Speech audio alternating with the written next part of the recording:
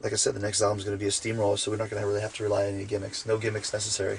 No gimmicks needed as well. Yeah, exactly right. Is that what it was? No gimmicks needed? That's what Chris Candido said. said. That's what I was trying to say. I fucked it up. Yeah. No, no worries. Yeah. Moving on to some brief wrestling chatter then. One of the big stories... That was a good segue. It was, very good. Speaking of wrestling... Indeed. Let's move on to Indeed is Funaka's gimmick. I got that one right. There you go.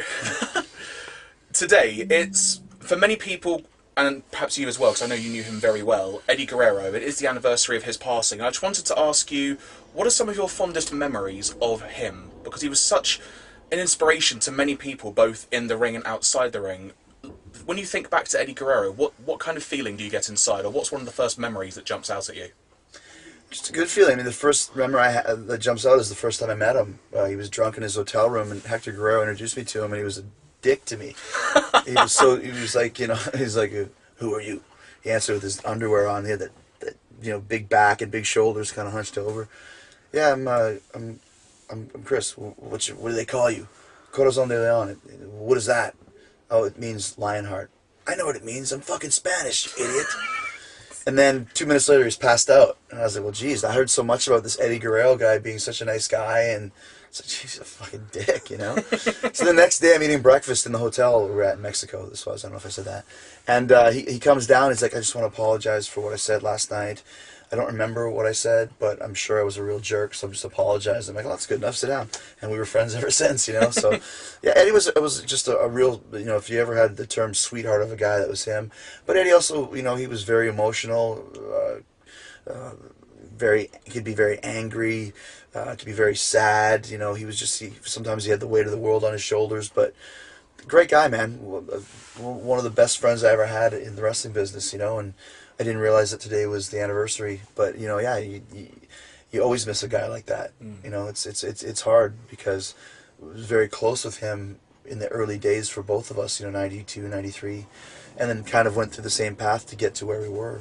And yeah, I still say we were the best tag team that really didn't exist when we did those 5 or 6 matches in WCW. I think we could have been a huge tag team, but you know, things were what they were. But yeah, good guy. Very good guy, and miss him all the time. Looking at Wrestlemania, it's already one of the biggest sellers to date in Wrestlemania history. Are you wanting to get the itch at all to be a part of that event in some capacity?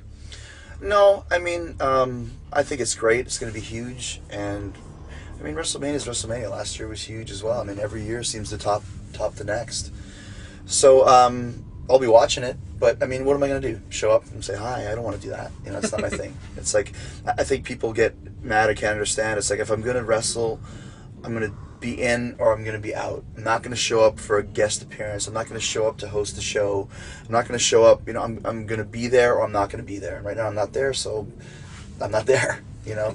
And I know sometimes people get mad at me for that, but, you know, sorry. Looking back to your time in WCW, I've actually always wanted to ask you this, and this is in a way a two-part question. I remember at the Slamboree 98 pay-per-view, you introduced a Cruiserweight Battle Royal, and you were calling all the different wrestlers various names and whatnot, but it ended up with you wrestling Dean Malenko after he unmasked. When you were announcing those names, was that all off the cuff, on the fly, or had you pre-planned that as well? I had written some down, but very quickly, very briefly, because I think that was something that was just decided on not too long before the show actually started, before that, and because it was very lackadaisical. If I had an idea, I could pretty much just do it, because nobody cared. So I think I just said, hey, it'd be funny if I introduced the guys like a beauty pageant. Yeah, okay, go. So I was like, okay, well, Silver King, Gold King, if he gets enough mileage, you know, Silver King, if he gets enough frequent flyer points, he'll be upgraded to Gold King. I remember that one. And I can't remember what the other ones were. I'm sure there was some other funny ones, but I'm sure there was some bad ones too. But I some of them I had in mind, and some of them I just kind of made up very quickly, either on the spot or 3 seconds before we did it. Now, the other part of the question, you're probably wondering where this is going to go. With that in mind, because you do have such a flair, you're so good at talking, have you ever considered doing commentary as a full-time position? Not as a full-time position. I always enjoyed it when I was like a guest commentator, but I don't know, man. I think I got too much of an ego to be a commentator. Maybe when I'm 50 or 60 years old, I could do it. I would like to at some point, because I understand what the point of commentary is, which is to get the match over, not yourself. And sometimes I wonder what the commentators are doing on the show, because I watch quite often.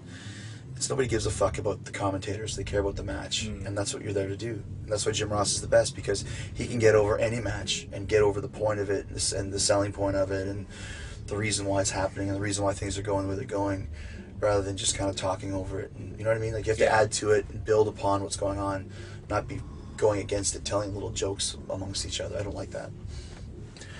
And to go back to our previous interview now, it was on the day of Halloween that I spoke to you. You were mentioning you perhaps had some plans for Halloween night. What did you end up doing on Halloween night? I went out with my kids and I dressed up as Eminem and M. I got an Eminem costume and then put on like some hip hop stuff. Let's see, I'll show it to you. Yeah, so it was cool. I mean, I always like to try and get something on Halloween, but I don't buy a costume until the day of Halloween, because most of the stuff has been picked through at that point, so you have to be creative and put something together. So that was my... Do you mind if I try and show that to the camera? Yeah, sure. Quickly. Let's see if we can get that, Jimmy. M. Does that come out well? Thank you very much. Yeah, yeah, boy. I guess to round off then, Chris, it's the end of the UK tour. You've been around to so many places, met so many people, had to put up with me again for another interview. Anything you would like to say to all the folks out there, and perhaps any hints of any further plans, perhaps, as you mentioned, download, anything else in the pipeline?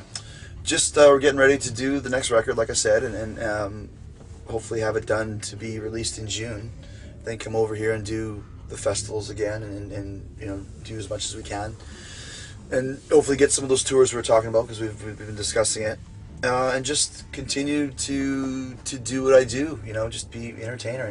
We've got some stuff coming up in the Hollywood side of things, and yeah, so we're excited to move forward, excited to finish this tour. It's a great way to say thanks to all the fans over here in the UK, and you know, see you very soon, hopefully, with a cracking new record, as you say. It's cracking.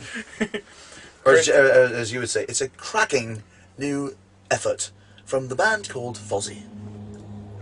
What more needs to be said, everybody? Chris, it's been an absolute pleasure. Thank you very much. Thanks, man.